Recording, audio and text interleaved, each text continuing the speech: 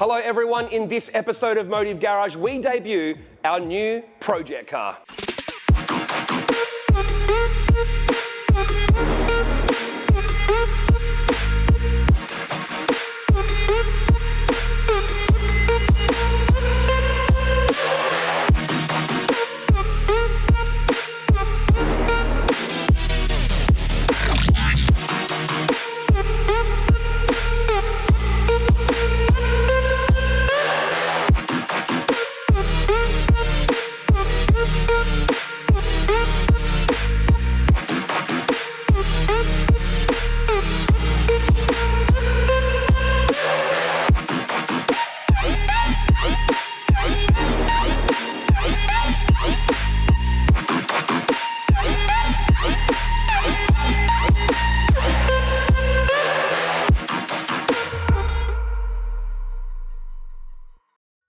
Well, there's no need to announce it, you've already seen it. We've got ourselves a 2020 model Toyota Supra GTS. Now the big question though is, why did we choose that car and what are we going to do with it? Now firstly, we sold the Porsche 997 project car. To be honest, that really was the wrong purchase for me. I was meant to get a daily driver, saw a cheap Porsche, stretched a little bit and just thought, you know what if I never get the chance to own a Porsche again? The theory was I sell it 12 months later, get my money back, put that money back into a house. But COVID means, well, there's no more savings for a house, so I've decided to get myself another project car, but this time I genuinely want a daily driver. The Porsche was actually starting to really irritate me because it had 170,000 Ks on it, it was 15 years old, so if something went wrong, it was a very expensive fix. And secondly, I just wasn't driving it enough. I didn't daily drive it, I was scared to put miles on it, I was scared to break it, so it just had to go. And to be honest with you, as a street car, a naturally aspirated automatic, it was junk, to be honest. Like, you had to rev the crap out of it to make it go anywhere. So cruising around normally, it wasn't a whole lot of fun. I need that turbo torque down low to have a fun car on the street. So with the Porsche gone, the big decision is what to buy next. Now, to be honest, I craved something that was near new, modern, luxurious, you know, all the mod cons and reliable so I could genuinely daily drive it. However, there was some criteria. Firstly, it had to be luxury and performance, not one or the other. Secondly, it had to have some type of warranty, whether it was a year or two left, so it needed to be probably at least a 2017 model car, and I had a budget of 80 grand. With the Porsche sold, could finance the difference relatively easily and cheaply.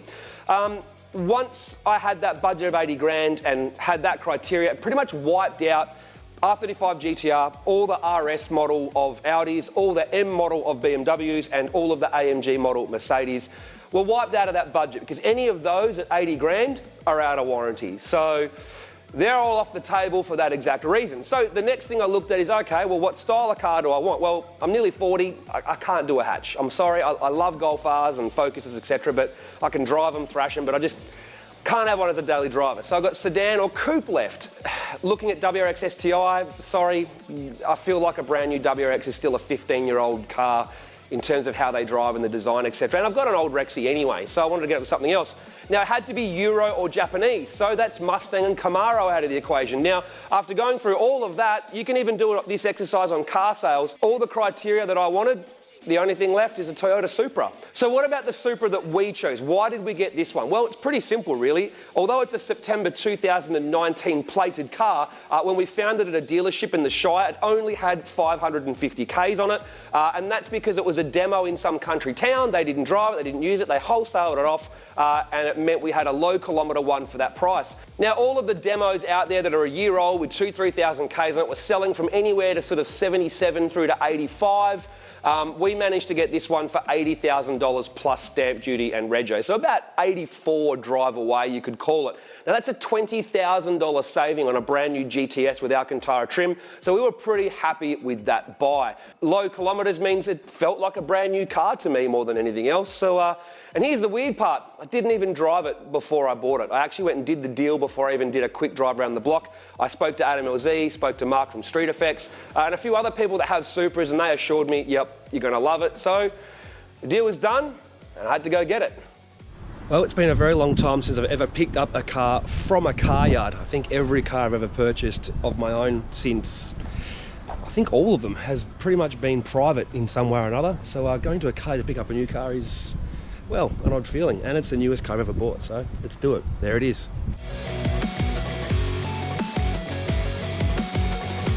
Well, I now own a Toyota Supra. And the crazy part is, I didn't even really test drive it properly before I bought it. Normally I would have completely evaluated a vehicle to make sure I know I want it, but so all I did was drive it around the block after I'd already done the deal. So I picked the car up from the Shire, so I guess the only logical thing to do is take the car through the Nasho and see what I've bought myself.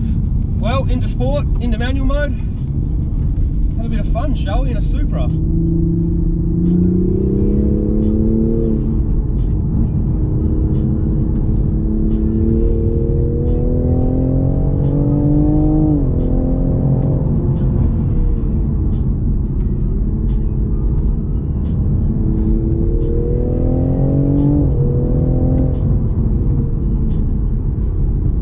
Well, 60 seconds behind the wheel of the Supra in sport mode reveals a lot, and that is that this chassis, like most modern sports cars, are way more capable than what most drivers are, and the limit that they can sort of get to is beyond what you'll do on a public road, and they're just really easy to drive fast.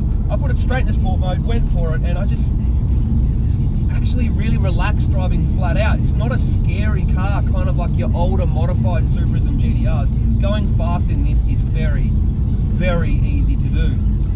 I think the chassis is a little bit too stiff for a really bumpy road like this one, but I've seen what lap times they do and they're exceptional on a track. And I will say this, the half an hour drive from the dealership to here, man, it's a BMW, it's a luxury car. Like, you just, sorry, but daily driving, this thing is awesome. The only thing that you won't like about it is just things that you personally don't like. Like, for example, you might be a bit too tall for it, or you wish it was bigger, or whatever, but drivability as a daily driver, you just can't fault it. Like most modern, you know, European luxury cars and modern sports cars, it's just a pleasure to drive this every day. And compared to owning my old Porsche or the old Audi or any of my other cars I've owned, yeah, so happy to be in a new car like this. It's so good.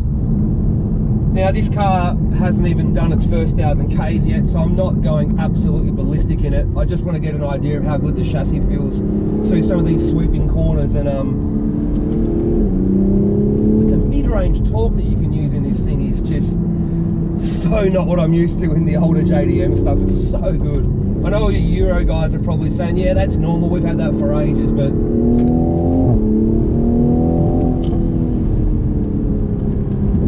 makes the car so easy and fun to drive. The Porsche needed revs, it was just boring. Like, if you didn't rev it, it didn't do much, but this, you can just ride that mid-range torque and barely have to use any RPM to go through a fast piece of road like this. It's so good. I think the last time I drove through here was a Lexus IS350, which is a really fun car, but just didn't have a lot of power. And I've driven an 86 through here a bunch of times. I was kind of worried the Supra was going to kind of be a big, heavy version of the 86, but these actually aren't that heavy. So it doesn't feel that way at all. It just feels like a, I guess, an adult 86 with some proper grunt behind it. And not turbocharged laggy grunt either. This thing is unreal. Heaps of low down, heaps of mid-range power out of the corner. But obviously you're always going to have suffer from wheel spin in this car, because it's just got heaps of low down grunt. Well, the roadworks are the fun police today, but I will say this. Overall, I'm pretty impressed. I know I probably should have been impressed before I bought it, but hey, glad I'm impressed after I bought it, right? One big thing people are going to talk about is the automatic gearbox. The ZF 8-speed is probably 90% as good as any dual clutch transmission that I've driven. The only dual clutches I think that kind of give you more of an authentic race car experience with a nice aggressive jolt between gears are the supercar sort of stuff, but I would happily tone down the aggression of the box ever so slightly when driving flat out, just so that it drives beautifully as a daily driver. And I think this gearbox is probably as good as it gets for an automatic. It drives faultless as an automatic around town, but when you decide you want to use it in manual mode, obviously with the paddle shift, I can barely tell the difference to a dual clutch. On downshifts, it's nice and aggressive. You can feel it doing engine braking. You don't feel like you've got a torque converter between the engine and the box when it comes to using your foot to modulate the car. I really don't feel like I'm driving an automatic when I drive it flat out. I mean, you really think about it, you can notice it, but generally speaking, while driving through a twisty piece of road, I'm not sitting there going, geez, I wish this was dual clutch. And I know some people felt they have to have a manual, but living in Sydney, I actually wanted an automatic or dual clutch transmission car as my daily. I hate to say it, but nearly 40, man, and yeah, this car is giving me the best of both worlds. That luxury daily driver, but at the same time, a fun sports car. So as far as I'm concerned, all of the theory I had for buying this car is correct. I've ended up with a nice, comfortable, good-looking, luxury daily car to drive for myself, but at the same time, we have a fun sports car that we can modify on our YouTube channel for you guys to watch. So, hey, tell us in the comments if you think we got it right, because the only thing I can think of we should have got instead isn't even out yet, and that's the Nissan 400Z. So for now, I guess I'm a Supra guy as well as a GTR guy. Overall impressions of the Supra is that it's good. Very good. German levels of build quality inside, stylish, good stereo with subs, and almost every mod con you could want. It's actually pretty hard to argue with the spec sheet. It's a little bit cramped, but it's a two-seater sports car after all. The looks are subjective, but have grown on us over time. They turn heads out of the box, but aren't hard to customise and personalise, which we most certainly will be doing. The engine bay won't win any beauty pageants, and is complicated as any modern engine, but tuning certainly isn't going to be a problem based on what we've seen in the US. Now, a lot of people out there are going to say it's not a Toyota, it's a BMW. And you know what? I know. It's made in Austria. It's got a BMW engine, BMW everything inside. Toyota pretty much just help pen the body and sort of tune the suspension. Now, as someone that's never owned any BMWs or ever owned a Supra, I'm kind of neutral on the thing. I just look at the car as what it is. And what it is an awesome car. Handles great. Heaps of low down torque, got heaps of mod cons, warranty, it's everything that I want, and I've really enjoyed the car in the 2 weeks I've had it already before you watch this video. But I will say this, as a GTR enthusiast, if Nissan tomorrow announced that they were going to get Audi to build the R36 GTR and it was going to be built in Germany with barely any input from Nissan, I would be pissed.